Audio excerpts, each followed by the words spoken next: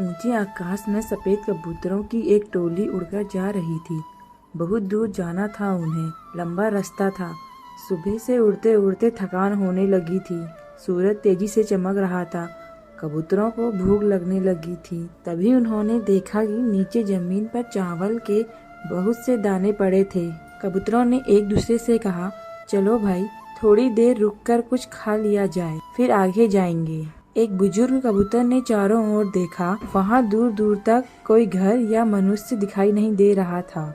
फिर चावल के ये दाने यहाँ कहाँ से आए? बुजुर्ग कबूतर ने बाकी कबूतरों को समझाया, मुझे लगता है कि यहाँ पर कुछ गड़बड़ है।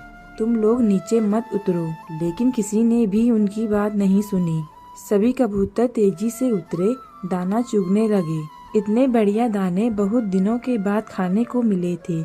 वे बहुत खुश थे। जब सभी ने भरपेट खा लिया तो बोले, चलो भाई, अब आगे चला जाए। लेकिन यह क्या? जब उन्होंने उड़ने की कोशिश की तो उड़ ही नहीं पाए। दोनों के साथ साथ वहाँ एक चिड़ीमार का जाल भी था, जिसमें उनके पाँव फंस गए थे। उन्हें अपनी गलती पर पछतावा हुआ। बूढ़ा कबूतर पेड़ पर बैठकर सब देख रहा था। उसने जब अपने साथियों को मुसीबत में देखा तो फौरन उड़ा और चारों ओर देखा। दूर उसे चिड़ीमार आता दिखाई दिया।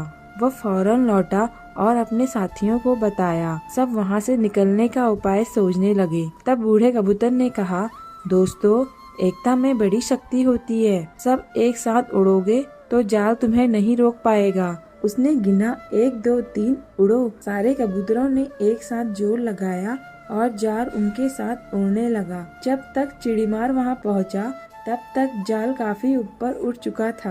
वह देखता ही रह गया और कबूतर जाल लेकर उड़ गए।